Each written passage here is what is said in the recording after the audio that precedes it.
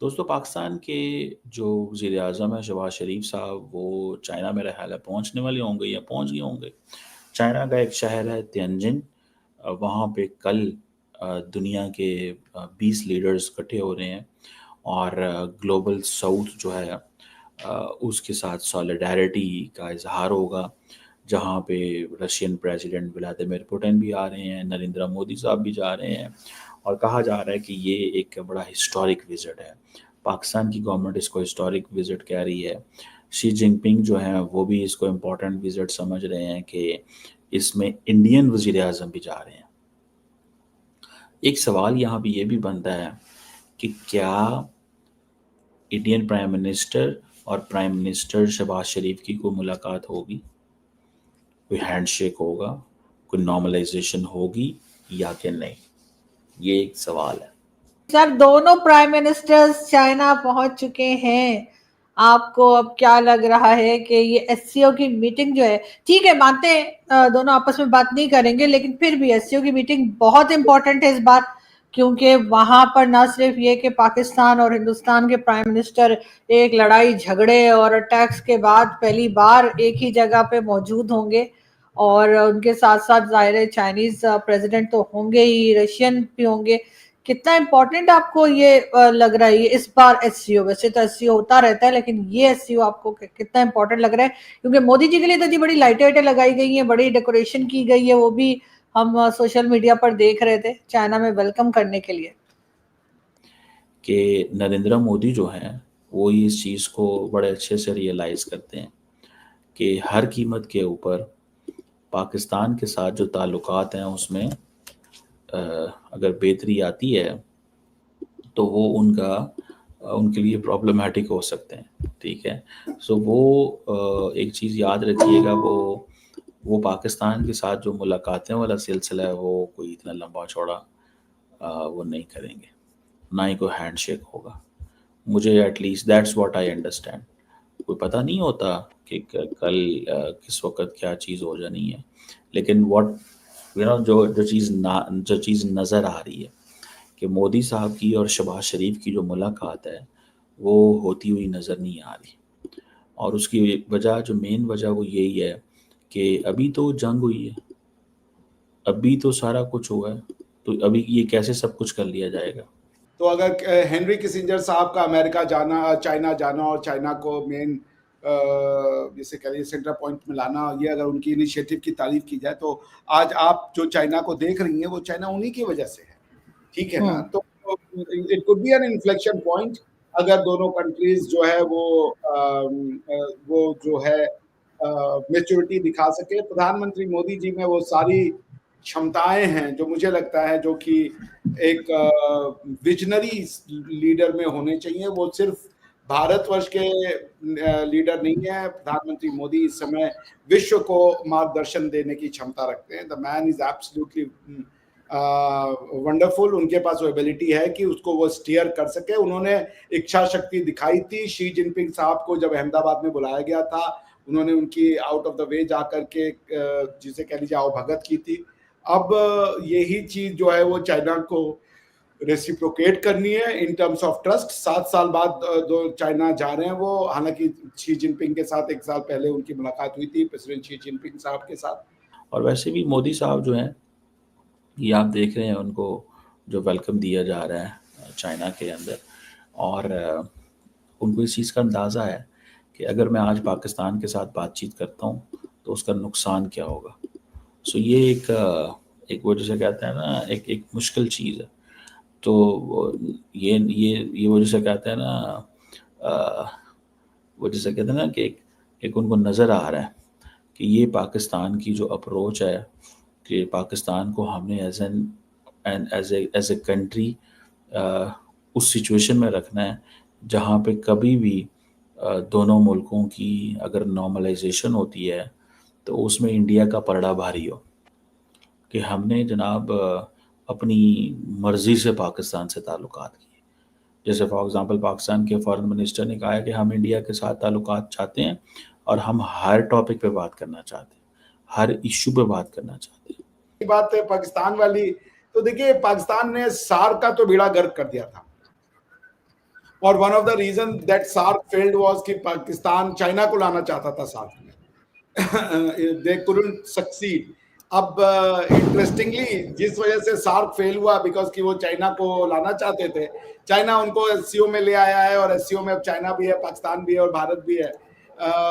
तो देखिए ये एक अच्छी इनिशिएटिव हो सकती है कि मैं एससीओ को ब्रिक्स प्लस के रूप में देखता हूँ कि it's an addition to the BRICS.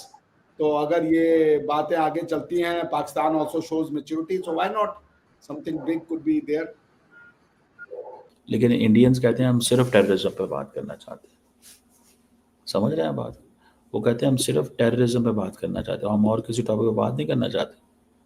अब सारी बात है ये चीज़ कि हम सिर्फ टेररिज्म पे बात करना चाहते हैं, इस प्रॉब्लमेटिक तो है ना हमारे लिए, पाकिस्तान के लिए तो प्रॉब्लमेटिक है कि यार ये टेररिज्म के अलावा हमसे बात ही नहीं करना चाहते। तो ये एक फैक्टर मौजूद है जिसको मैं देखता हूँ और मैं अंडरस्टैंड भी कर रहा हूँ, और मैंने ये रियलाइजेशन मेरे पास इसकी है कि वन वे और दी अदर एक कोई रास्ता नहीं बन पा रहा। पहले माजी में होता था रास्ते बनते थे, अब अगर अच्छा एक और बात बताऊं, शहबाज शरीफ ने अगर नरेंद्र मोदी के साथ चीज़ें नॉर्मलाइज कर ली तो मेरा नहीं ख्याल इस वक्त पाकिस्तान के अंदर कोई ग्रुप या ग्रोह है जो चाहेगा कि क्यों नॉर्मलाइज की है।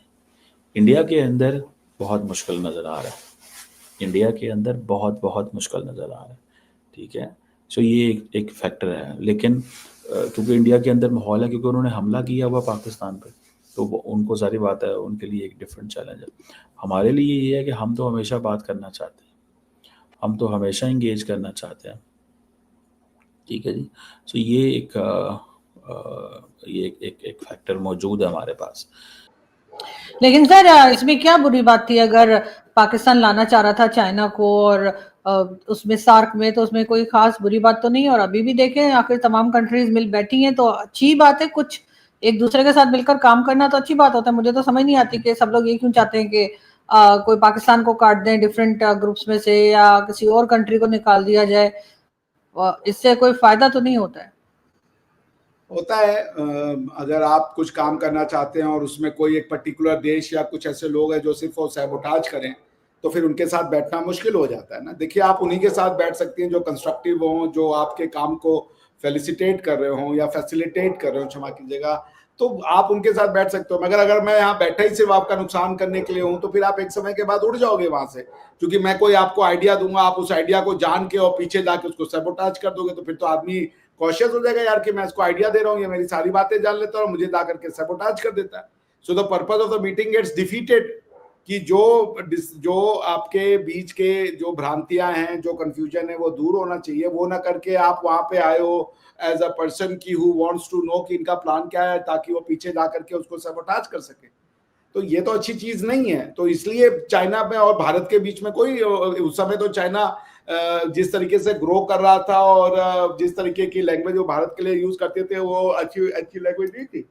इसलिए मुझे ये लगता है कि जो एससीओ, अरे जो सार्क था, उसमें बिल्कुल सही किया इंडिया ने। सार्क का नाम ही था साउथ एशियन रीजन, तो किसी भी तरीके से वो साउथ एशियन तो थे नहीं, साउथ एशियन यानी इंडियन सब कॉन्टिनेंट, तो इंडियन सब कॉन्टिनेंट तो वो था नहीं चाइना, तो why was China part of it. लेकिन ठीक है, जो सार्क में ना हो पाया वो एससीओ में ही सही।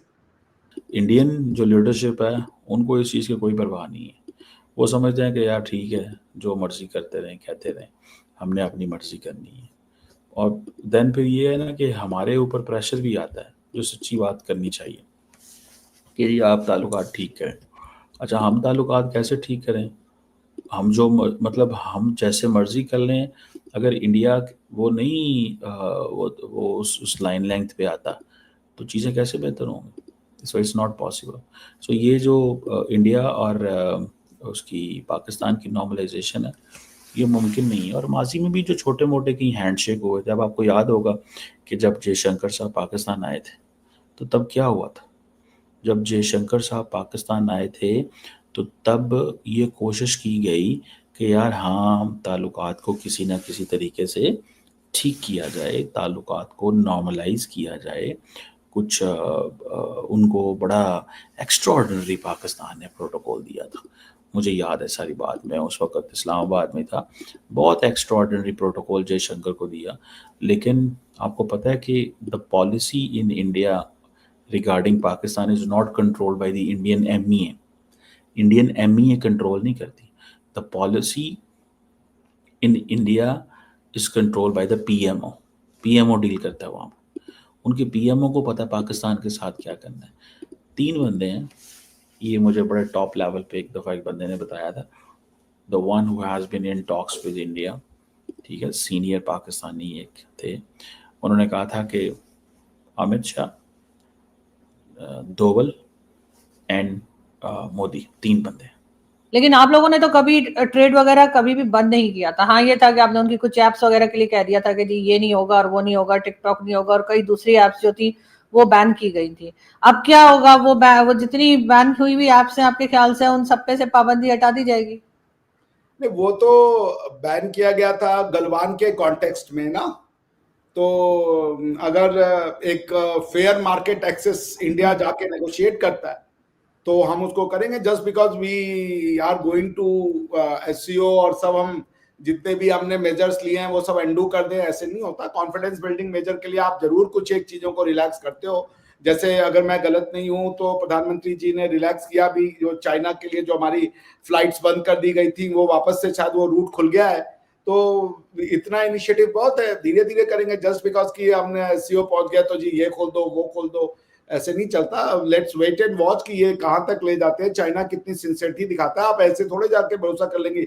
1962 में आप तो ऐप को खोलने की बात कर रही हैं। हमारे जो नेहरू जी थे, नेहरू जी ने तो सिक्योरिटी काउंसिल की सीट चाइना को दे दी थी, उसके बाद भी वो 1962 हो गया।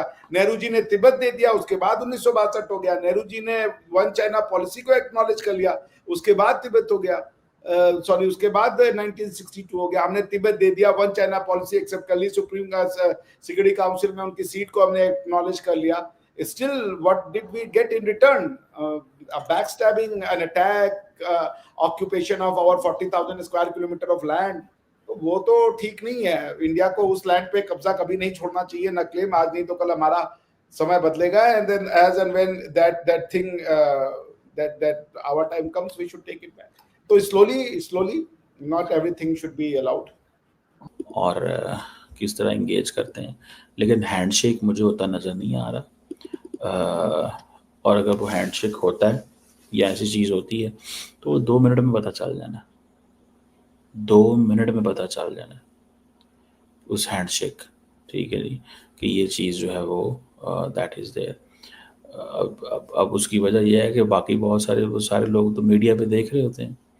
अभी फॉर एग्जांपल नरेंद्र मोदी का जहाज़ लैंड किया है, जिस अंदाज से किया है, जो किया है, मतलब वो एक चीज़ होती है ना, आगे से जो वेलकम हो रहा है या ये जो चीज़ें हो रही हैं, तो वो समझते हैं कि यार हमें एक एक्स्ट्राऑर्डिनरी प्रोटोकॉल दे रहे हैं वो, और ये हमें शायद इस चीज़ को अहमियत देनी चाहिए, इस प्रोटोकॉल को, उसकी वैल्यू को समझ लेना चाहिए, इस प्रोटोकॉल की वैल्यू को समझ लेना चाहिए, इसको वो कर लेना चाहिए। बहरहाल ये भी एक आप समझ लें कि एक बड़ी फ्यूचरिस्टिक किस्म की चीज़ें हैं। इंडिया चाइना में चीज़ें कैसे बेहतर होती हैं। मैं बार बार एक चीज़ कहता हूँ कि there is an inherent mistrust, और ये उसकी वजह क्या है कि दोनों ग्लोबल साउथ के लीडर बनना चाहते हैं, या इंडिया एटलीस्ट ग्लोबल साउथ का लीडर बनते हुए खित्ते के हवाले से सोच रहा था, ठीक है, या सदर्न हेमिस्फीयर की बात।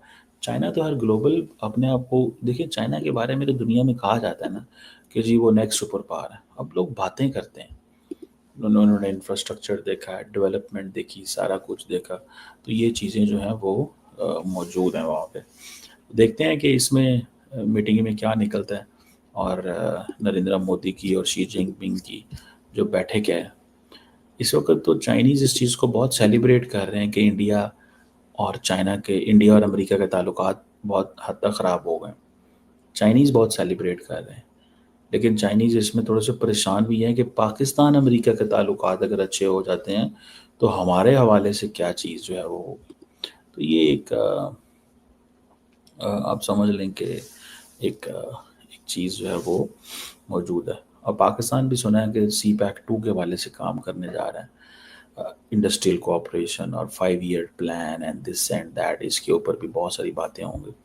मुझे इतना पता है कि ये जंग जीतने के बाद पाकिस्तान के वज़ीर आज़म चाइना नहीं गए थे, और जगहों पे गए थे, लेकिन चाइना नहीं गए थे।